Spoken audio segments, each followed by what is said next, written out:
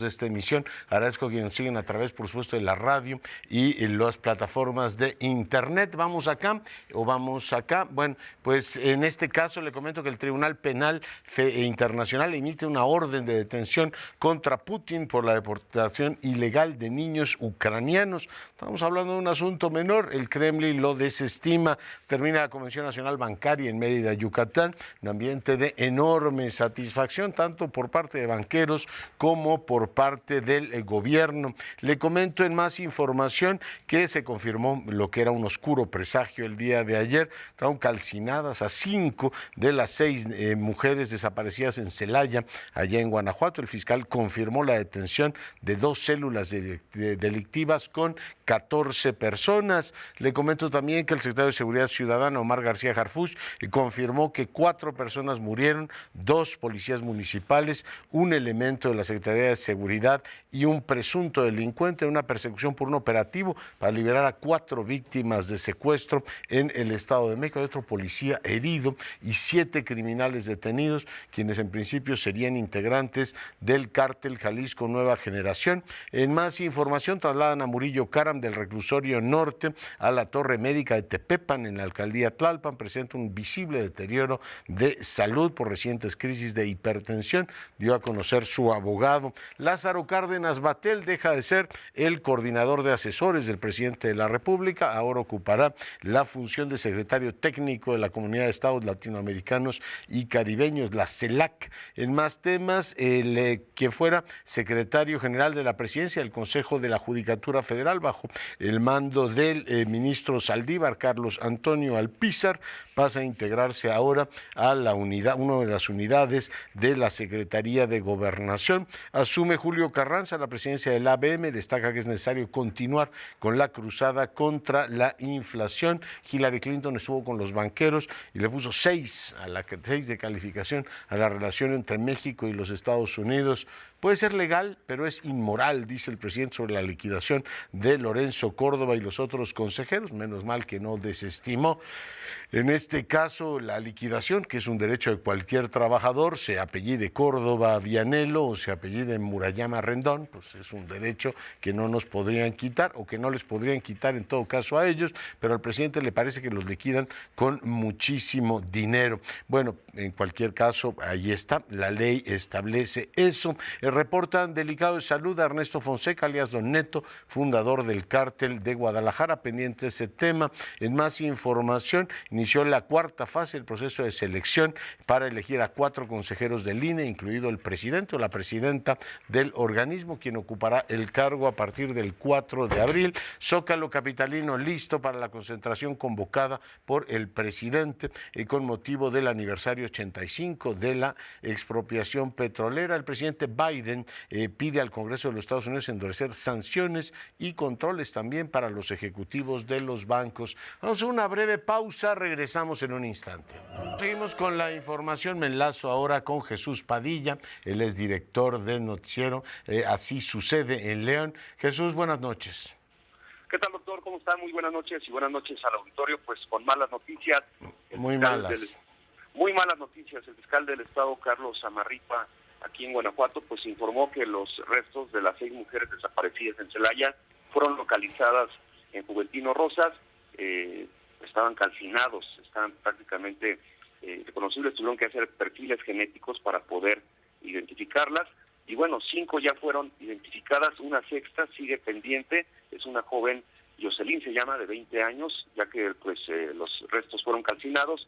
Son cientos de indicios, es lo que señalaba el fiscal Carlos Amarripa, pues en esta rueda de prensa se tuvo que hacer porque había confusiones entre 2 casos, este de las mujeres que desaparecieron en Celaya, que son de 19 a 48 años de edad, y pues también un joven empresario que fue secuestrado allá en el municipio de Irapuato, en donde también se dieron a conocer los resultados en esta rueda de prensa. Pero volviendo al punto de las mujeres, pues se dijo que, se detalló que pues lograron la detención de 6 personas, la mayoría, 5 de ellas, originarias de Tamaulipas, que dijeron pertenecer a una organización criminal y que estaban al servicio del cártel de Santa Rosa de Lima, y ellos son los señalados como presuntos responsables de habérselas llevado. Estaban en una glorieta, al parecer, en el camino que va de San José de Guanajuato hacia la comunidad de Santa Rosa de Lima, y después las llevaron a 2 casas de seguridad.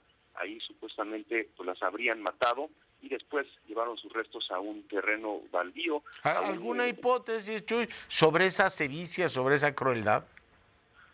Lo que parece ser es que hubo un altercado con una de ellas, y al parecer le habrían disparado, y para no dejar testigos pues habrían asesinado a todas. Y luego las calcinaron.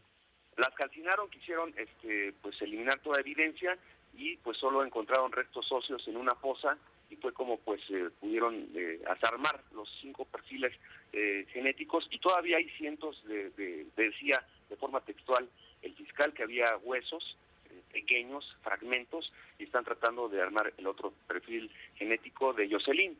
También hoy sus familiares se manifestaron ahí en la presidencia municipal para exigir justicia y que les digan si ella también estaba entre los restos, porque no les han dicho absolutamente nada, y entonces esa es la principal hipótesis. Y pues al parecer ya había participado estos hombres en otros hechos ilícitos, en otras masacres que se han registrado en los últimos días, ahí como la masacre de un bar allá en el municipio de Apaseo, y también de otro ataque a una, pues como le dicen, las palapas, donde pues se reunían familias para comer, y también lo están involucrando con estos hechos.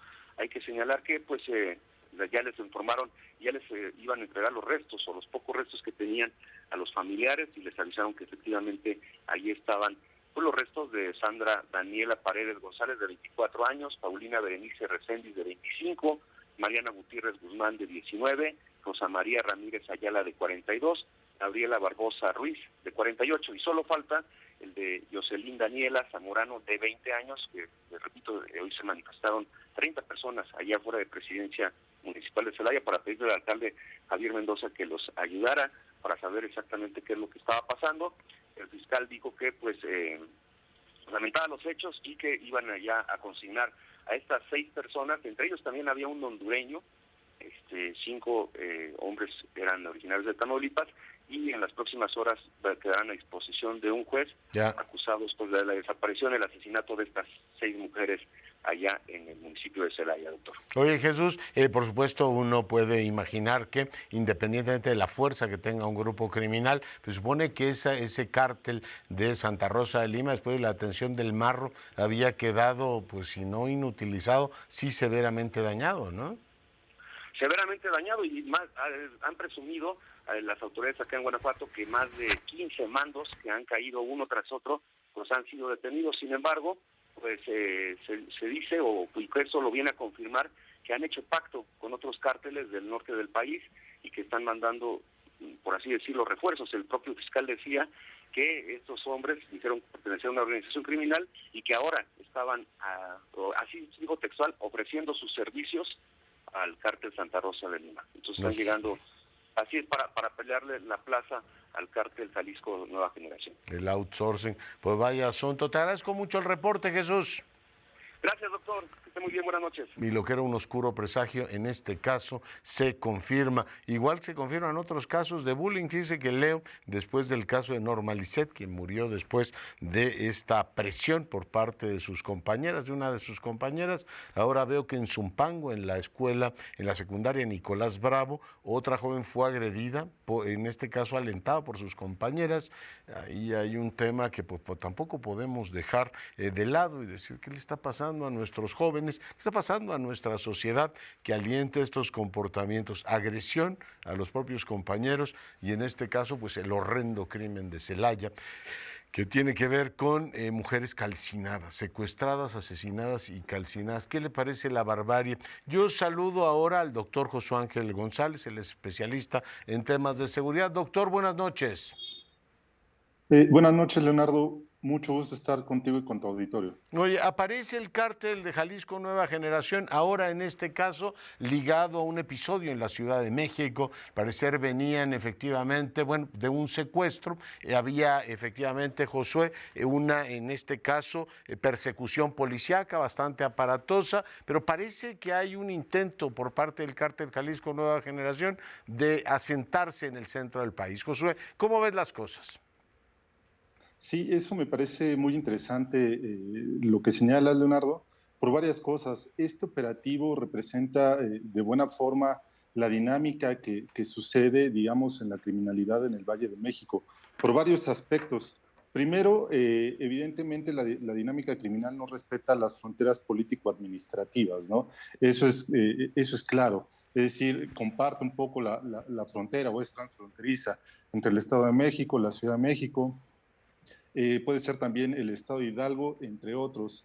El segundo aspecto es que se mezclan las dinámicas locales, las microdinámicas del tráfico de drogas o del crimen organizado con, digamos, las macrodinámicas de la criminalidad, ¿no? Porque se relacionan algunos grupos locales que son apadrinados o de alguna manera cobijados por grupos de mayor envergadura, como puede ser el Cártel Jalisco Nueva Generación. Pero también es importante resaltar otro tema, que es la buena relación que existe entre la Secretaría de Seguridad del Estado de México y la Ciudad de México y la buena coordinación para detener a estas personas que habían realizado un secuestro en el Estado de México, que realizaron, digamos, el tránsito de Tenango del Valle hasta la alcaldía Álvaro Obregón y que ahí fueron detenidos. Oye, a mí me tocó ver un auto incendiándose. Ahí se ve que fue una persecución importante y un intercambio de fuego, un intercambio efectivamente en este caso, de consideración. Es el mismo grupo que atentó contra Omar García Harfuch. Te pregunto, ¿hay que leer algo en ese pentagrama? Me parece que sí, que los grupos criminales de envergadura nacional están entrando a la Ciudad de México. Digamos, tienen una dinámica expansionista. No es privativo de la Ciudad de México, sino que es a nivel nacional. Es muy importante decirlo. Si se toman los antecedentes en los últimos años relacionados con los grupos que operan en la Ciudad de México, pues hay que decirlo, ¿no? A nivel local operan más de 20 organizaciones, pero de los grupos de trascendencia nacional están el Cártel Jalisco Nueva Generación, el Cártel de Sinaloa, los Zetas, incluso la familia michoacana. Hay que recordar que sí fue el atentado contra García Harfuch, pero también recién el año pasado se desmanteló un gran laboratorio clandestino Sí. de miembros del Cártel de Sinaloa que estaban operando en el sur de la Ciudad de México, y también han habido diferentes narcomantas en diferentes puntos del territorio de la Ciudad de México, han habido detenciones de líderes criminales, ha habido también un aumento de homicidios vinculados con la delincuencia organizada y no es, digamos, menor decir que también hay laboratorios cerca incluso en la Embajada de Estados Unidos, ¿no? Algo muy llamativo Muy en llamativo. Oye, tú eres 2018. experto en la comunicación, las redes que utilizan estos grupos criminales. ¿Se han apropiado? Yo creo que habría que rechazarlo, pero eso es otro tema, el campo semántico de Jalisco, ¿no? Se asocia Jalisco a ese grupo criminal, pero aparecían, según nos reporta Carlos Jiménez, ya con escudos nacionales, como si se quisieran apropiar también, Josué, de la mexicanidad. Sí, es parte de la identidad que han tratado de obtener estos diferentes grupos. Hay unos que están asociados con diferentes territorios, ¿no? Sinaloa, Golfo, Tijuana, Juárez, ahora Jalisco. Es parte de la identidad y de la trascendencia y, digamos, de crear una firma, porque hay que tener en cuenta que, por ejemplo, hay muchas organizaciones que utilizan un principio de mimetización, ¿no? ¿A qué me refiero? Utilizan el apelativo del Cártel Jalisco Nueva Generación con varios fines. Uno, tener más trascendencia a nivel local y dos, digamos, marcar un territorio con respecto a las otras organizaciones criminales frente a las que operan, frente a sus adversarios, ¿no? Creo que llamarle Cártel Jalisco Nueva Generación es hacer, digamos, una especie de afrenta al Estado, ¿no? Claro Y a que es todas una las afrenta, personas y una que afrenta lo que usen realizan el bien. escudo nacional. Con mucha más razón, Leonardo, sí, no debería de ser de esa forma. Pero hay que combatirlos también en ese frente. Pues, ¿algún apunte más, Josué? Sí, que insisto, creo que estamos viviendo una dinámica de expansión del Cártel Jalisco Nueva Generación. Es actualmente el grupo más importante que existe en el país. Es uno de los más importantes, digamos, en todo este contexto que se ha discutido en las últimas semanas relacionadas con el fentanilo. Y creo que el gobierno mexicano, si no es al final de este sexenio, ¿no? El presidente López Obrador, si el que siga debe tener una estrategia clara de combate a estas grandes organizaciones del crimen organizado, porque si no se seguirán expandiendo como lo han venido haciendo el último sexenio. Tú ya me has oído en varias ocasiones, yo propondría dejar de llamarle Cártel Jalisco Nueva Generación y llamarle Organización Criminal del Oriente u Organización de Asesinos, Banda de Asesinos del Oriente de este país. Pero en fin, son cosas que tienen que ver con la nominación que dicen muchas en materia de comunicación política, materia de comunicación y ubicación de esos grupos criminales. Pero bueno, Josué, te agradezco mucho el tiempo. Muchas gracias, hasta luego. Digo, ya dejar de llamarlos cártel y decir la banda criminal, la banda de asesinos que opera en aquella zona del país y bueno, pues dejar de llamarles Cártel Jalisco Nueva Generación, que está muy elegante, ¿no? El cártel de Sinaloa, no, ustedes son una banda de asesinos. Una banda de matones, eso hay que decirlos con todas las letras, no nada que se van apropiando ni del ni de, en este caso, la imagen del país o de uno de sus territorios. Bueno, pues le comentaba que en el ámbito internacional hoy tenemos pues una situación muy particular, esta orden de captura efectivamente en contra de Putin, lo acusan ni más ni menos que del tráfico, en este caso de niños, la deportación de niños ucranianos. Yo le agradezco mucho al embajador Heller, embajador eminente de este país, en su momento embajador ante Naciones Unidas y entre muchos otros destinos, que hoy converse con nosotros. Embajador, buenas noches. Hola, buenas noches. ¿Cómo valoramos, cómo valora usted esta situación, embajador Heller? Es importante destacar que se trata la tercera vez que un presidente en ejercicio es acusado por la Corte Penal Internacional y que se emite una orden de arresto. El antecedente, el primer precedente fue el del presidente de Sudán, Omar al-Bashir, que fue acusado de crímenes de guerra en Darfur en 2009. Su caso fue referido a la Corte por el Consejo de Seguridad. Los estados tenían la obligación de cooperar en esta detención porque la Corte no cuenta con los medios, no cuenta con una policía ni un ejército que puede ejercer esta acción.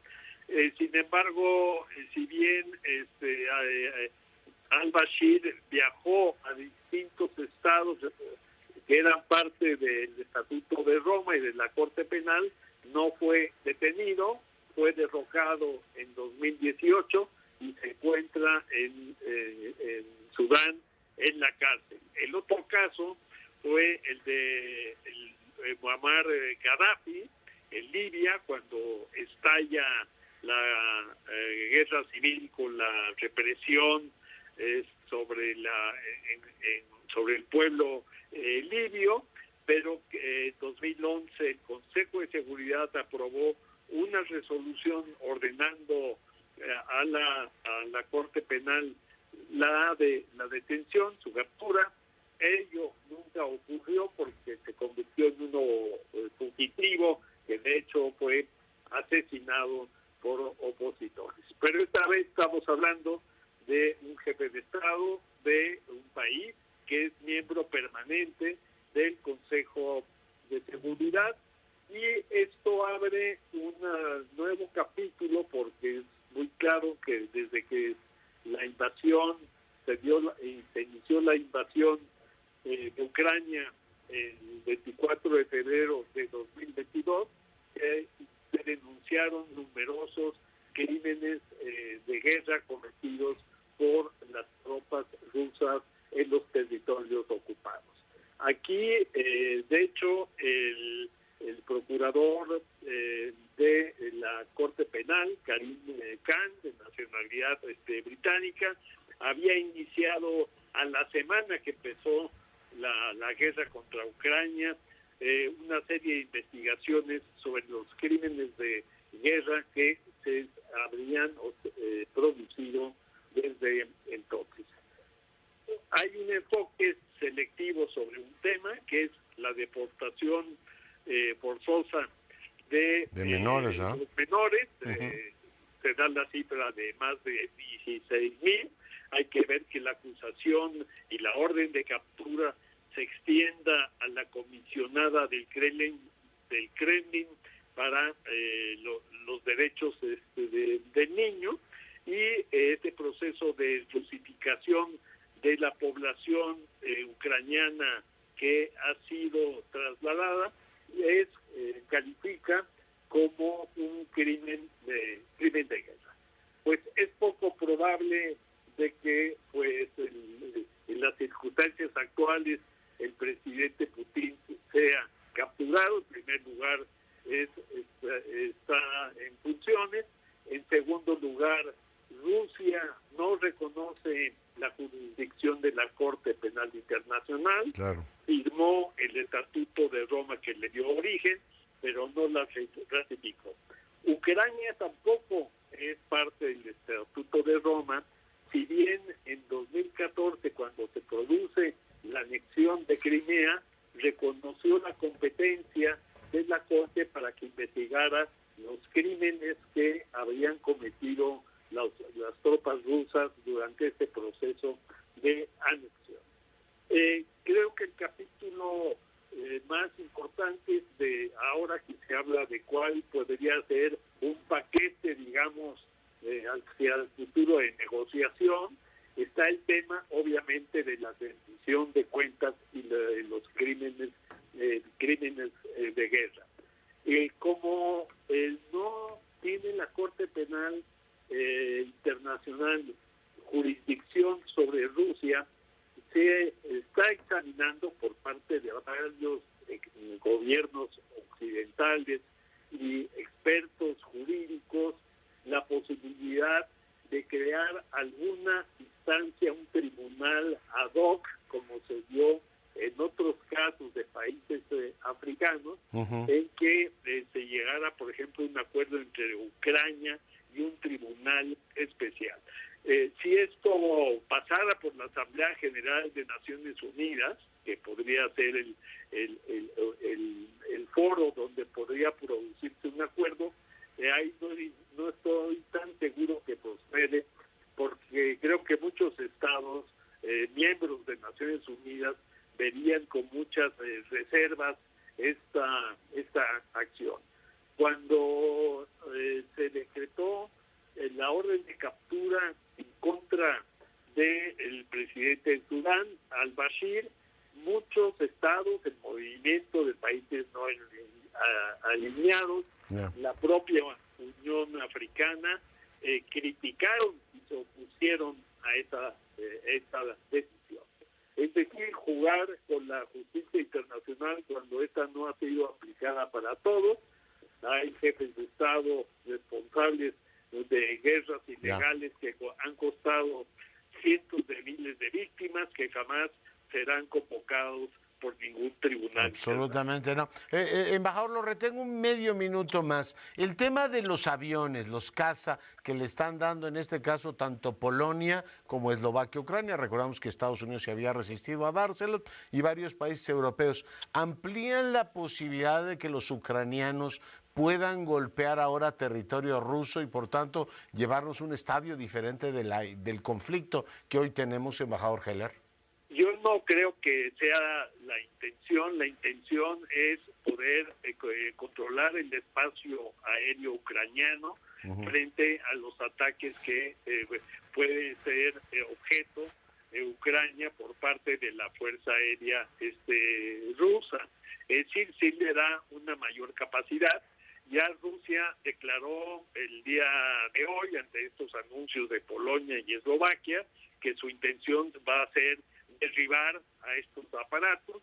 Son aparatos rusos, además. Los MiG. Los pilotos ucranianos conocen las características, pero en fin, esto puede producir una situación pues de mayor riesgo, porque pues, pueden producirse accidentes o combates que rebasen las fronteras entre los dos países. Eminente, como siempre, muy agradecido con usted.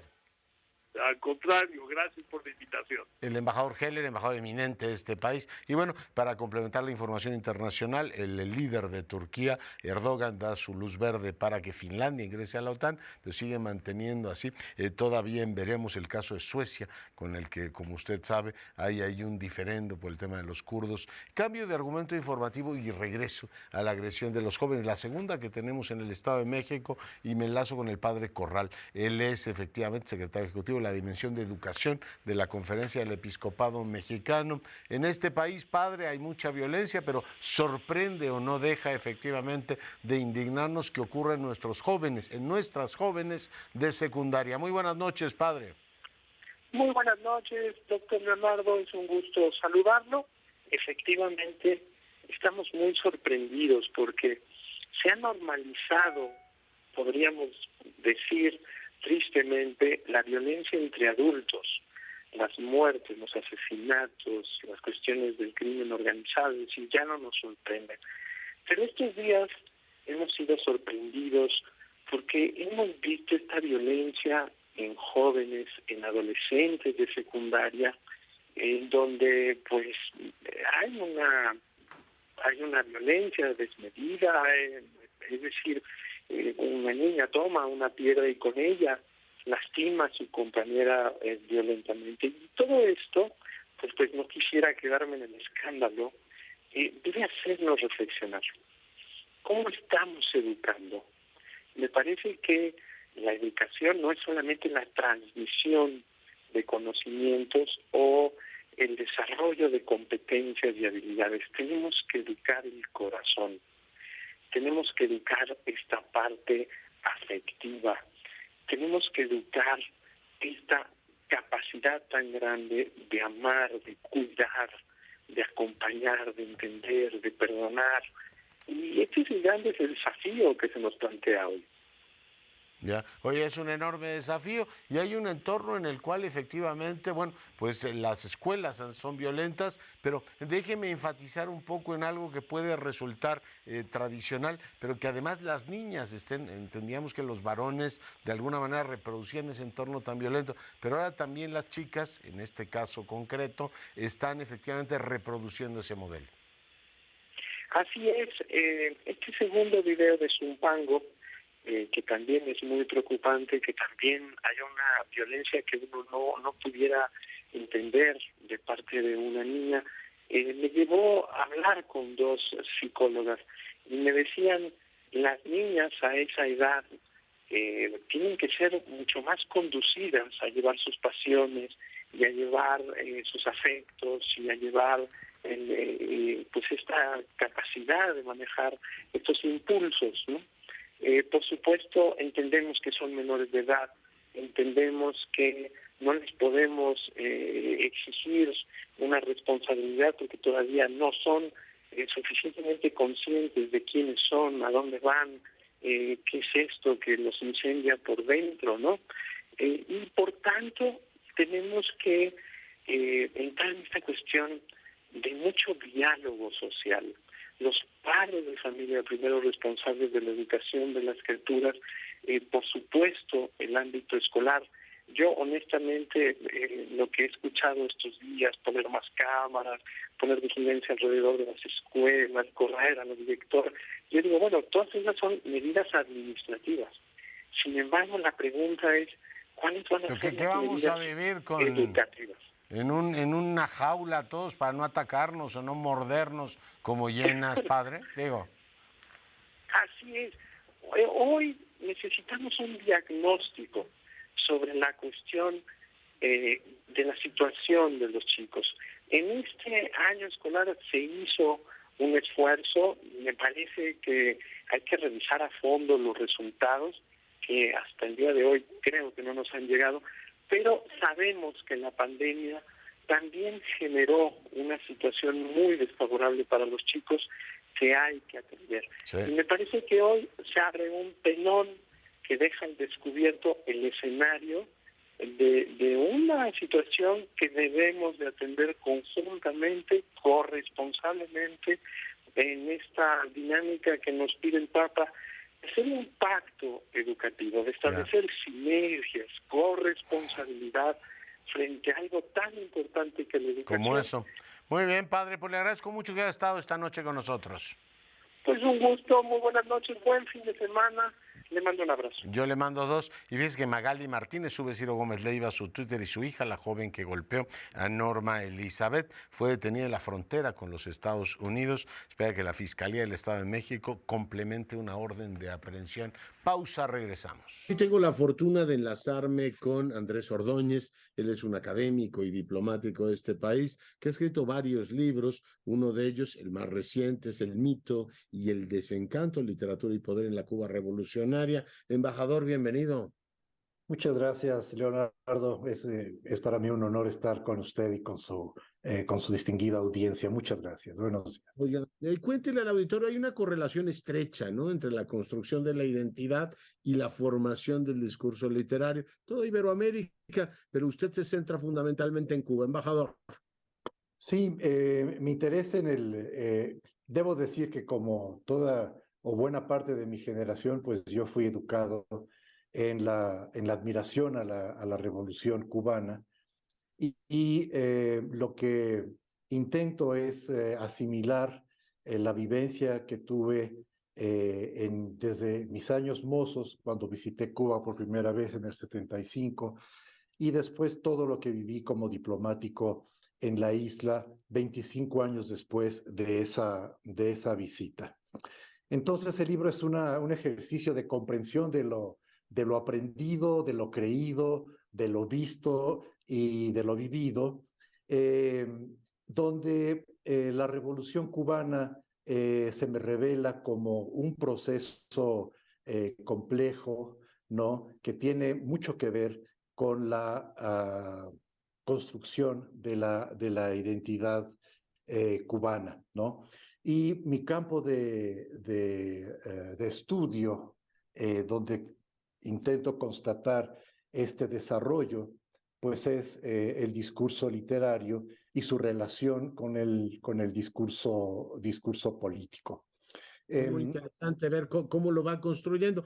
Simplemente para ubicarnos, la Revolución Cubana desde finales de los 50, prácticamente los 60, cumple una función, digamos, central en el imaginario colectivo, de manera similar, recuerda usted, a la función que cumplió la Revolución Mexicana en los primeros años del siglo XX. Así es. A la Revolución Cubana le pasa lo que le pasó a la Revolución Mexicana, que cuando se institucionaliza pierde su capacidad de oferta de la renovación prometida. Y este anquilosamiento, desde luego, no fue súbito, no fue mecánico. Como le decía yo, tiene que ver con el proceso de construcción de la identidad nacional. Para empezar, hay que tomar en cuenta que la construcción de la identidad nacional de Cuba, en este proceso no existieron mitos fundacionales, el mito entendido no como mentira o falsedad, sino como una creencia compartida sobre cuya base se estructura una cultura. Para ejemplificar al público, un mito fundacional de identidad es la Virgen de Guadalupe en nuestro caso. En Cuba no existieron esos mitos fundacionales, y lo que existió fueron una serie de mitos compensatorios más o menos tardíos, es decir, figuras o ideas de relativo consenso general con los cuales se asocia un origen colectivo. Estos mitos compensatorios, entre los más importantes, se encuentra la figura mesiánica de José Martí y la idea de una independencia inacabada.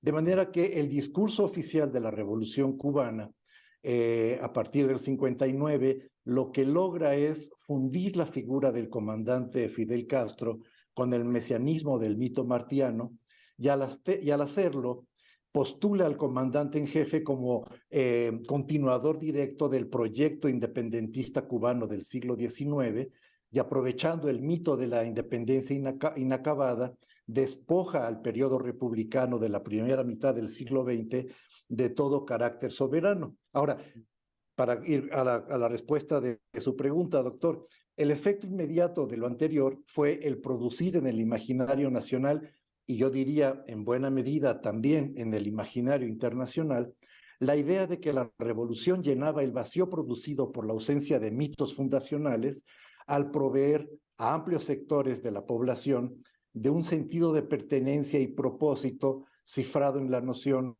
de una patria revolucionaria y por fin soberana. El Telos famoso.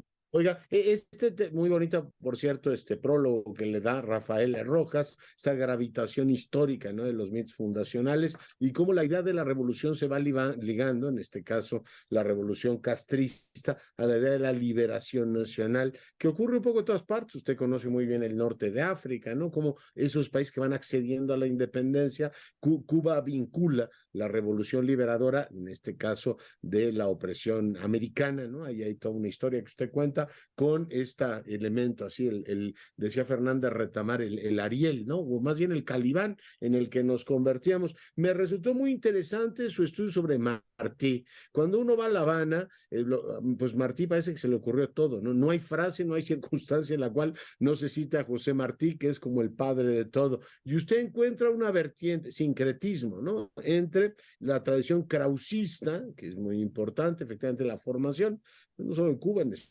en muchos otros países, y este elemento religioso, ¿no?, que le da una potencia enorme al fundador, que de alguna manera, bueno, pues hereda a Fidel Castro y que, constata usted, embajador, no es fácil heredarles a las siguientes figuras o a las siguientes generaciones. El carisma o este elemento como de semidios no es fácilmente transmisible. Efectivamente, yo creo que hay que tomar en cuenta que la Revolución Cubana pues, es hija directa de la Guerra Fría. Sin el contexto de Guerra Fría, tal vez la épica de la Revolución Cubana no hubiera alcanzado estas dimensiones míticas, ¿no? Ahora, en este proceso que yo señalaba antes, ¿no?, en el caso del discurso revolucionario cubano, entran en juego varios elementos. Primero, la automitificación, que es inherente a toda construcción de identidad nacional, el papel de la memoria colectiva, luego la disputa por el imaginario colectivo entre los grupos rivales al interior de la revolución triunfante para imponer su discurso histórico, primero entre liberales y marxistas, se desplaza a los liberales y después entre los diversos grupos al interior del segmento marxista. Y por último, la función instrumental que para bien o para mal ha jugado en la cultura política cubana, este elemento ético como herramienta de legitimación de unos y descalificación de otros, a partir y mediante un marco de valores profundamente religiosos que hace al discurso revolucionario parte y continuación de la tradición hispánica.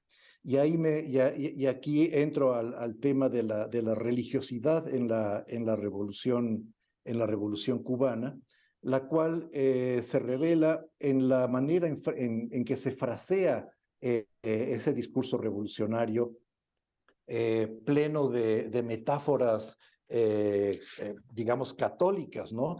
Por ejemplo, el propio título del libro fundamental inicial de Fidel Castro, La historia me absolverá, la idea de la absolución, la idea del hombre nuevo. ¿Absorberá o me absolverá? ¿Perdón? ¿Me absolverá o me absorberá?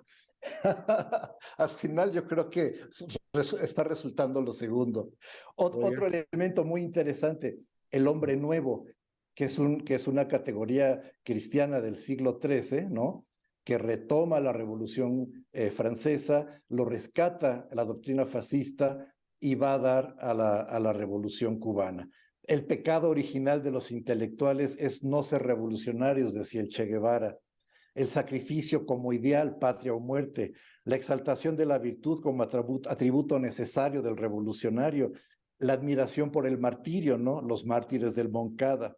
Y finalmente el elemento escatológico, ¿no?, hasta la victoria siempre o hasta la victoria final, ¿no? Le encuentra usted, hay unas claves interesantísimas. Dicen que ahora en la Suprema Corte no es patria o muerte, sino plagio o muerte, lo cual tiene ciertamente de algún interés. Oiga, los escritores, a mí me ha interesado mucho su libro porque recuerdo, digamos, etapas de la construcción de la identidad cubana. Por ejemplo, Moreno Fraginals, a quien usted cita, decía que la Habana era la patria, como era, y la nación, más bien, La Habana era la patria y España era la nación, como intentan también adaptar la historia al modelo comunista, al modelo canónico de la interpretación comunista, y encuentra ahí un pequeño periodo del feudalismo para que sonara, para que encajara bien en la interpretación marxista. Pero cuéntenos de los autores, algunos son muy famosos, ¿no? De la primera ola tenemos pues al inolvidable Nicolás Guillén, al Lezama Lima, al sublime Alejo Carpentier, embajador.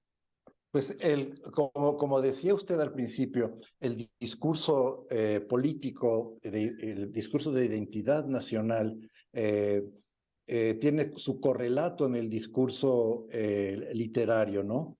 Es muy importante tener en cuenta que Cuba es un país cuyo proceso identitario es muy retrasado, muy tardío con relación a los países de la América hispano-lusitana continental, ¿no? En virtud de su sujeción hasta casi el siglo XX, hasta 1898, a la corona española. Y esto también desemboca en que la construcción del canon literario, pues también es demorada. Desde luego, ese canon comienza en la poesía con la figura señera de José Martí, y en lo que es la novela, digamos que la importancia de Alejo Carpentier en la edificación de ese canon, pues es fundamental, ¿no? Es fundamental y es muy, muy potente, y cuando en los años 60 viene la institucionalización inconfesa, hay que decirlo, del canon del realismo socialista, pues se encuentra con esta barrera poderosísima de la tradición prerevolucionaria, que es lo que a mis ojos, ¿no?, permite la existencia hoy de figuras tan importantes como, digamos, para acabar pronto, Leonardo Padura, ¿no? Sí, sí, algunos de ellos. Oiga, pero entre Leonardo Padura y esta, digamos, generación de Guillén, de efectivamente Carpentier, de Lezama, hay una intermedia, ¿no? Que a mí me interesó mucho en la periodización que hace embajador. Estoy conversando con Andrés Ordóñez, cuando se fusionan las literaturas nacionales con el gran boom latinoamericano y posteriormente la vinculación también con España, tratando pues de entender que tenemos todo un territorio narrativo en lengua española. Ahí vienen los Cabrera Infante y toda esa generación, que algunos de ellos pues acabaron mal con la revolución, pero ¿por qué no nos platica un poco de ellos? Esta generación, bueno, hay que tomar en cuenta que en este proceso genético del canon identitario en la literatura, ¿no? Pues tiene una importancia enorme la generación de Orígenes, que son aquellos que comienzan a formular las diversas versiones de un marco identitario que va de la búsqueda de una ontología de la nación cubana, ¿no? Sí, Hasta una teleología de la nación cubana. Y ese sería el caso, ¿no?, paradójicamente, de la revista Orígenes, que lo que postula ya no es una ontología, es decir, un origen propiamente, sino un destino de la nación cubana. Desde luego está en la generación que sigue a Carpentier, pues están las figuras de todos estos entonces jóvenes escritores que se forman en el cosmopolitismo prerevolucionario, ¿no? Y donde está señaladamente gente como Cabrera Infante, Padilla también, ¿no? como Padilla un poco más tarde, Reinaldo Arenas, ¿no? Y que son los que chocan con el canon del realismo socialista, ¿no? En el caso de la generación que le continúa, ¿no? Digamos que la formación se desplaza del ámbito de los estudios literarios propiamente dichos al ámbito, ¿no?, del periodismo como ejercicio de actualización de la narrativa, ¿no?, a un presente continuo, ¿no? Y ahí tenemos figuras de la talla, literariamente hablando, de Norberto Fuentes, ¿no?, que es un escritor que a mí me parece de una enorme calidad literaria, pero que no hemos atendido suficientemente, diría yo. No tiene la fama que tiene Padura o el número de lectores. Oiga, en este caso, pues figura en este caso, Fidel Castro, ¿no? Marca también una especie de orfandad para los creadores. ¿Qué nos cuenta sobre eso, embajador? Sí, esto es muy, pues muy importante, ¿no? Cuando la Guerra Fría termina, el golpe para la Revolución Cubana es devastador, ¿no? Primero porque se queda sin el marco que le ha dado abrigo y en buena medida justificación, ¿no? Y eso empeora cuando fallece el comandante Fidel Castro. Ya a la caída del muro de Berlín, al final de la Guerra Fría, el desenlace de la guerra en Angola y sobre todo el ajusticiamiento del general Ochoa, pues ya afecta el marco, digamos, mitológico, en el mejor de los sentidos, de la revolución. Pero cuando el comandante Castro muere, ¿no?, entonces pues se extingue la figura mesiánica, ¿no? Era tan importante, ¿no? Que era fundamental, ¿no? Y entonces en ese momento la revolución, que ya vivía un estado crítico, pues entra verdaderamente en una crisis mortal, porque la centralización del poder en la figura del comandante Fidel Castro, si bien permite la viabilidad institucional del gobierno, impide la renovación humana y conceptual de la propia revolución. Oiga, he leído con provecho su libro, igual era el de Fuentes, de Norberto Fuentes, la autobiografía de Fidel Castro, que creo que es un libro, en fin, que todos deberíamos conocer, igual que el suyo, El mito y el desencanto, que no hay cosa peor para una revolución que terminar en desencanto, igual que una pasión que termina en desamor. No puedo imaginar cosa más triste. Embajador, le agradezco mucho el enlace. Muy buenas noches. Muchas gracias, Leonardo, usted es muy gentil. Un placer. Gracias, siempre. El embajador Ordóñez, autor de este libro, El mito y el desencanto. Con esto nos vamos. Yo soy Leonardo Curcio, a nombre de todo el equipo le agradezco su preferencia. Siga en nuestras frecuencias, sea rabiosamente feliz. Se lo merece.